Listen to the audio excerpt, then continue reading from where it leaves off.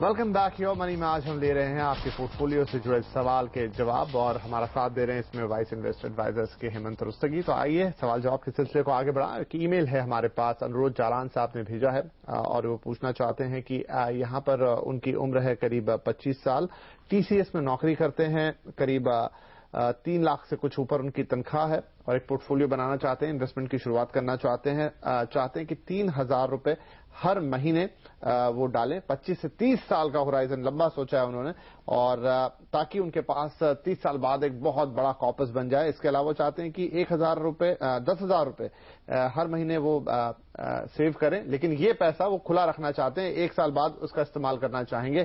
तो पूछना चाहते हैं कि कैसे अपने पोर्टफोलियो की शुरुआत करें और आगे चलते हुए कैसे इसको मैनेज करें, क्या इनके लिए सलाह होगी? देखिए, इनके पास इनके दो जरूरत है इनके पास। एक तो उन्होंने कहा कि लॉन्ग टर्म की इन्वेस्टमेंट करना चाहते हैं 25 से 30 साल। जैसे हमने डिस्कस किया शो में पहले, इतने लंबे समय के लिए उनकी उम्र भी 25 साल है, तो यंग है, तो डेफिनेटली रिस्क ले सकते हैं। इक्विटी जैसी एसेट क्लास जहां पे वेल डाइवर्सिफाइड फंड में इन्वेस्ट करें तो इनके लिए काफी अच्छा रहेगा। तो यहाँ पे 3,000 रुपए जो इनको इन्वेस्ट करना है उसमें 2 फंड ही ले सकते हैं। एक 2,000 के लिए आप ले सकते हैं ऐसे फोकस ब्लू चिप जिसके बारे में हमने बात की, और 1,000 रुपए जो है वो रिलायंस इक्विटी अपॉर्चुनिटी में डाल सकते हैं जो एक मिड कैप ओरिएंटेड फंड है। तो ये 2 फंड इनके पोर्टफोलियो के लिए बिल्कुल सही रहेंगे। यहाँ पे अगर हम 12% का एनुअलाइज रिटर्न मान के चलें, क्योंकि 30 साल का मैं होराइजन लेके चल रहा हूँ, 25 से 30 उन्होंने कहा है, तो करीब 92 लाख का कॉर्पस ये बना पाएंगे। और ये आई थिंक ये इंपॉर्टेंट है यहाँ पे कि छोटी सी रकम से आप ऑलमोस्ट 1 करोड़ रुपए का कॉर्पस बना सकते हैं। इंपॉर्टेंट चीज ये है कि अगर आपको पावर ऑफ कंपाउंडिंग का फायदा उठाना है तो आपको जितना लंबा समय अपनी इन्वेस्टमेंट को देंगे और एक डिसिप्लिन तरीके से इन्वेस्ट करेंगे, तो जैसा मैंने कहा एक छोटी सी रकम से भी आप काफी बड़ी रकम बना सकते हैं। लेकिन जब आप इतने लंबे समय के लिए कमिट करते हैं तो ये भी इंपॉर्टेंट है कि कहीं ना कहीं आप एक इमरजेंसी फंड बना लीजिए ताकि आपको कभी जरूरत पड़े तो आप इसको डिस्टर्ब ना करें। इसके साथ में और भी जो गोल्स हैं उनके लिए भी इन्वेस्ट करना शुरू करें, एक ही गोल लेके ना चलें। दूसरी जो इनकी जरूरत है, उन्होंने कहा 1 साल के लिए पैसा डालना, हर महीने पैसा डालना चाहते हैं। तो इनके पास 2 ऑप्शन है। एक तो ट्रेडिशनल ऑप्शन में जैसे एक रिकरिंग डिपॉजिट होती है, लेकिन वहां पे जो है एक तो रिटर्न कम मिलेगी, दूसरा जो रिटर्न है वो टैक्स एफिशिएंट नहीं है, क्योंकि जो भी आपको रिटर्न इंटरेस्ट मिलेगा वहां पे उसको आपको नॉमिनल रेट से टैक्स पे करना है। म्यूचुअल फंड के अंदर अल्ट्रा शॉर्ट टर्म फंड रहते हैं जो डेट कैटेगरी में है, वहां पे ये पैसा इन्वेस्ट कर सकते हैं हर महीने। तो ये जो अल्ट्रा शॉर्ट टर्म फंड है एक तो काफी सेफ है, दूसरे इनकी जो पोटेंशियल है, जो आप सेविंग बैंक से जो आपको पैसा मिलता है उससे ज्यादा आपको पैसा या रिकरिंग डिपॉजिट से जो पैसा मिलता है वहां से ज्यादा मिलेगा। इस कैटेगरी में 2-3 फंड हैं जो ये देख सकते हैं। यहाँ पे कोटक फ्लोटर लॉन्ग टर्म देख सकते हैं, रिलायंस मनी मैनेजर को भी देख सकते हैं और बीएनपी परिवार का मनी प्लस जो है उसको भी देख सकते हैं। इनमें से कोई एक फंड ले लीजिए। तीनों फंड में परफॉर्मेंस में कोई ज्यादा फर्क नहीं होगा, बट एक से ज्यादा फंड में डालने का कोई फायदा नहीं है। एसआईपी के द्वारा आप इन्वेस्ट कीजिए इस फंड के अंदर, और जैसा मैंने कहा कि इसमें पोटेंशियल है कि आपके जो ट्रेडिशनल ऑप्शंस हैं, रिकरिंग डिपॉजिट या जो सेविंग बैंक अकाउंट है, वहां से आपको ज्यादा रिटर्न मिल सकता है। थोड़ा सा मैं जानना चाहूंगा, आपने अल्ट्रा शॉर्ट टर्म फंड्स की बात की, तो किस नेचर के फंड होते हैं और किस परिस्थिति में आप इनमें जाएं, या कभी भी आप इनको बाकी पोर्टफोलियो का हिस्सा बना के रख सकते हैं या नहीं, किसी खास कंडीशन में ही आप इनमें जाएं? देखिए, ये जो फंड है लिक्विड फंड और अल्ट्रा शॉर्ट टर्म फंड है, ये बेसिकली पार्किंग के लिए। जैसे मान लीजिए आपने कुछ इमरजेंसी फंड बनाया, वो आपको रखना है, या आप किसी इन्वेस्टमेंट अपॉर्चुनिटी की वेट कर रहे हैं, या अपने किसी पर्पज के लिए जो पैसा रखा है। ये जो फंड है ये बहुत ही शॉर्ट टर्म डेट और इजीली लिक्विड है शायद। बिल्कुल, 1 दिन के नोटिस पे आपको पैसा मिल जाता है। यानी अगर आप मान लीजिए जिस दिन आपको निकालना है 3 बजे से पहले अपनी रिक्वेस्ट दें तो अगले दिन ही आपके अकाउंट में पैसा आ जाता है। तो लिक्विडिटी में आप कंप्रोमाइज नहीं करते हैं। ये जो इनकी इन्वेस्टमेंट है, ये जो शॉर्ट टर्म के जो मनी मार्केट इंस्ट्रूमेंट्स होते हैं, ट्रेजरी बिल्स हो गए, certificate of deposit, commercial paper, उनमें इन्वेस्ट करते हैं। क्योंकि ये शॉर्ट टर्म के पेपर हैं, यहाँ पे वॉलेटिलिटी नहीं होती है और ये काफी सिक्योर होते हैं। तो इसीलिए मैंने कहा कि इनको आप कंपेयर कर सकते हैं सेविंग बैंक या रिकरिंग डिपॉजिट से, और इनमें पोटेंशियल है, स्पेशली आज के समय में जब इंटरेस्ट रेट थोड़े ऊपर हैं और जो रिटर्न है जैसे अल्ट्रा शॉर्ट टर्म के करीब इस समय पे आप देखें तो 9% के करीब रिटर्न है।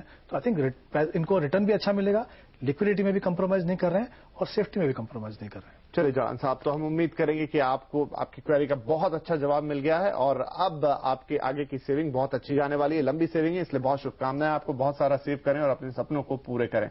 और योर मनी में आज इतना ही, लेकिन अगर आप भी हमसे म्यूचुअल फंड, इंश्योरेंस या फाइनेंशियल प्लानिंग से जुड़े सवाल पूछना चाहते हैं तो जैसा हमने आपको कहा ms@moneycontrol.com पर आप सवाल जरूर भेजें और फेसबुक पर भी आप हमें फॉलो कर सकते हैं। इसके साथ ही हेमंत जी आपका बहुत शुक्रिया, आप आए और आपने हमारे दर्शकों के सवालों के जवाब दिए। तो आज के लिए इतना ही, लेकिन कल योर मनी में आपसे फिर मुलाकात होगी ढेर सारे सवालों के साथ और उनके जवाब किसी एक्सपर्ट के साथ। तो तब तक के लिए आपसे लेंगे विदा। नमस्कार।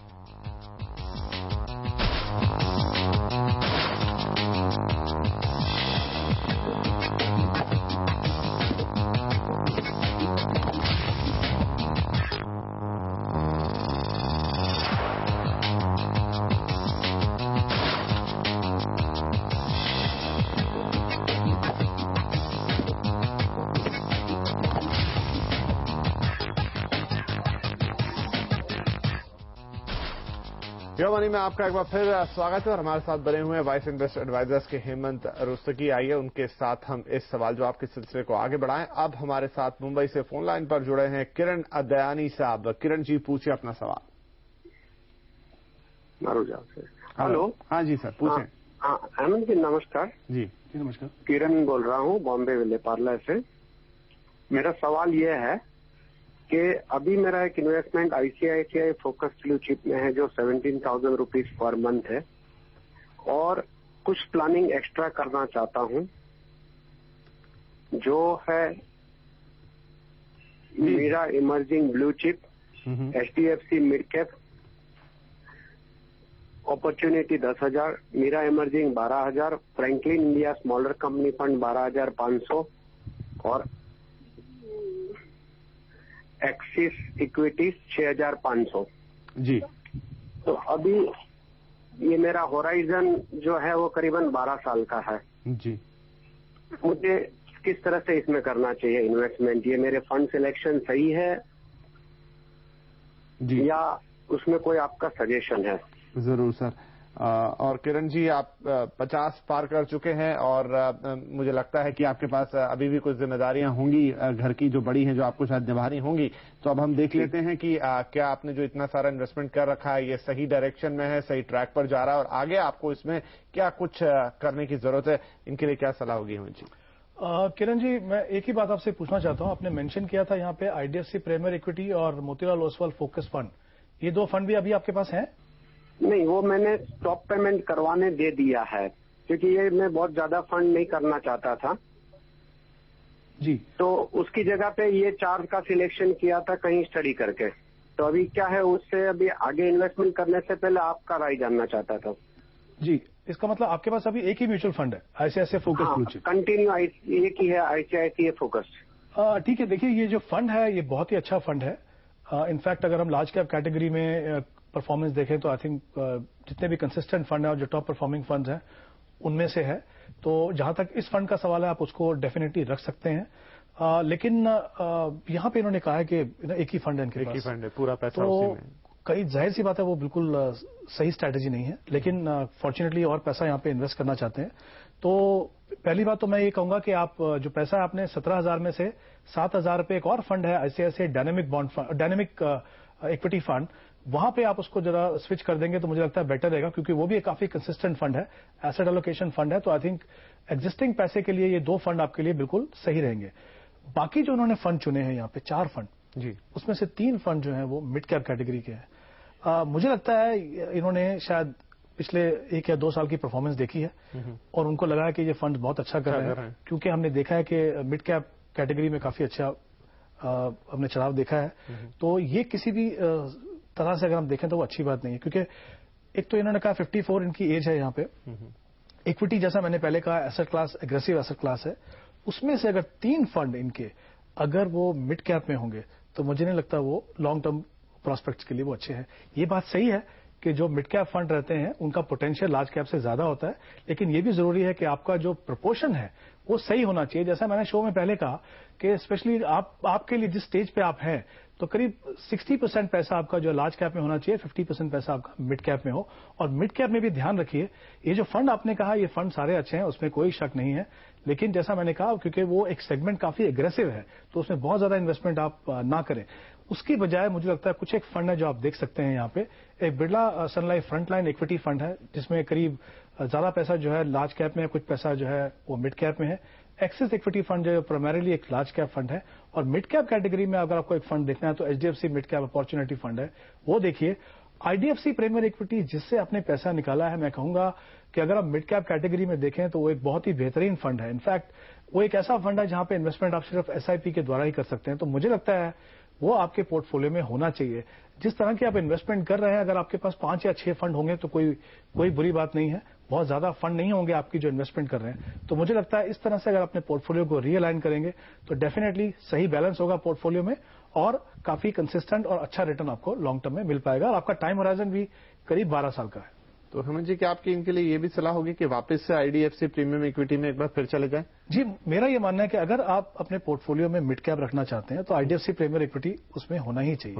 इनफैक्ट अगर हम उसकी कंसिस्टेंसी देखें, जैसा मैंने कहा कि एक आईडीएफसी जो मिड कैप सेगमेंट है वो काफी वॉलेटाइल सेगमेंट है, लेकिन ये एक ऐसा फंड है जो सिर्फ जहां पे आप एसआईपी के द्वारा इन्वेस्ट कर सकते हैं। यहां पे लमसम ये इन्वेस्टमेंट नहीं लेते हैं। तो क्योंकि मिड कैप में स्टॉक सिलेक्शन एक बहुत इंपॉर्टेंट होता है। कई बार ऐसा होता है कि मार्केट में आपको मिड कैप सेगमेंट में बहुत सारी अपॉर्चुनिटीज नहीं मिलती हैं। इस फंड को ये एक एडवांटेज है, जैसा मैंने कहा कि एसआईपी के द्वारा पैसा आता है, तो ये फंड मुझे लगता है डेफिनेटली आपके पोर्टफोलियो में होना चाहिए। अगर आपको अगर मिड कैप फंड देखने हैं तो एचडीएफसी मिड कैप अपॉर्चुनिटी और आईडीएफसी प्रीमियर देख सकते हैं। बाकी कुछ एक फंड मैंने आपको बताए हैं, ये काफी कंसिस्टेंटली परफॉर्म कर रहे हैं, अच्छे परफॉर्मर हैं और काफी अच्छा पोर्टफोलियो है इनका। इन फंड से अगर आप अपना पोर्टफोलियो बनाएंगे तो मुझे लगता है, जैसा मैंने कहा पहले, बैलेंस सही रहेगा और आपकी परफॉर्मेंस भी अच्छी हो सकती है। चलिए, तो किरण जी, उम्मीद करते हैं कि आपने सब कुछ नोट कर लिया होगा जहां हेमंत जी ने यहाँ बनाया और किस तरह से आपको अब अपने पोर्टफोलियो में एक परफेक्ट बैलेंस क्रिएट करना है। बात आपके लिए बिल्कुल साफ हो गई होगी। आपको आगे के लिए शुभकामनाएं। और योर मनी में अभी वक्त है एक ब्रेक का, लेकिन अगर आप भी हमसे म्यूचुअल फंड, इंश्योरेंस या फाइनेंशियल प्लानिंग से जुड़े सवाल पूछना चाहते हैं तो आप हमें ईमेल कीजिए mf@moneycontrol.com पर। सवाल भेजते वक्त अपना कॉन्टैक्ट नंबर जरूर लिखें। आप हमें फेसबुक पर भी फॉलो कर सकते हैं। आपको विजिट करना है facebook.com/awazyourmoney और आप अपने सवाल पोस्ट करने के साथ साथ योर मनी के पुराने एपिसोड्स भी यहां देख सकते हैं।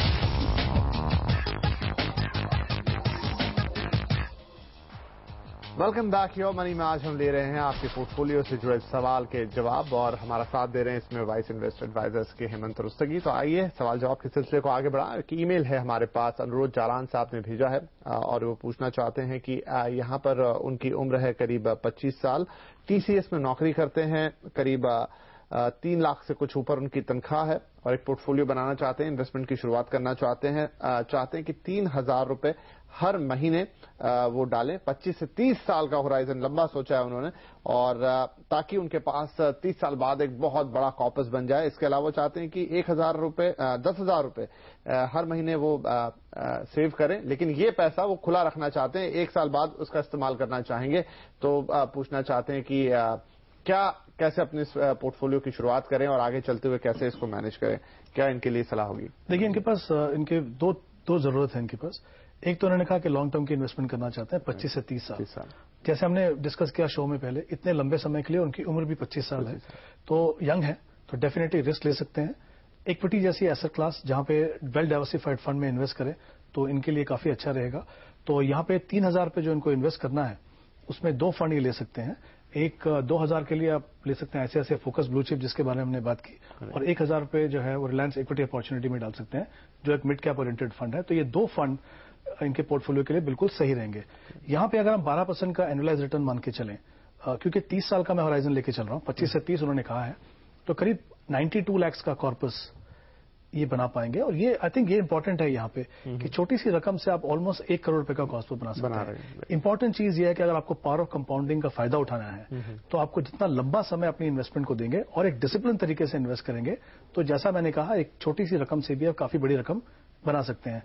लेकिन जब आप इतने लंबे समय के लिए कमिट करते हैं तो ये भी इंपॉर्टेंट है कि कहीं ना कहीं आप एक इमरजेंसी फंड बना लीजिए ताकि आपको कभी जरूरत पड़े तो आप इसको डिस्टर्ब ना करें। इसके साथ में और भी जो गोल्स हैं उनके लिए भी इन्वेस्ट करना शुरू करें, एक ही गोल लेके ना चलें। दूसरी जो इनकी जरूरत है, उन्होंने कहा 1 साल के लिए पैसा डालना, हर महीने पैसा डालना चाहते हैं। तो इनके पास 2 ऑप्शन है। एक तो ट्रेडिशनल ऑप्शन में जैसे एक रिकरिंग डिपॉजिट होती है, लेकिन वहां पे जो है एक तो रिटर्न कम मिलेगी, दूसरा जो रिटर्न है वो टैक्स एफिशिएंट नहीं है, क्योंकि जो भी आपको रिटर्न इंटरेस्ट मिलेगा वहां पे उसको आपको नॉमिनल रेट से टैक्स पे करना है। म्यूचुअल फंड के अंदर अल्ट्रा शॉर्ट टर्म फंड रहते हैं जो डेट कैटेगरी में है, वहां पे ये पैसा इन्वेस्ट कर सकते हैं हर महीने। तो ये जो अल्ट्रा शॉर्ट टर्म फंड है, एक तो काफी सेफ है, दूसरे इनकी जो पोटेंशियल है, जो आप सेविंग बैंक से जो आपको पैसा मिलता है उससे ज्यादा आपको पैसा, या रेकरिंग डिपॉजिट से जो पैसा मिलता है वहां से ज्यादा मिलेगा। इस कैटेगरी में 2-3 फंड हैं जो ये देख सकते हैं।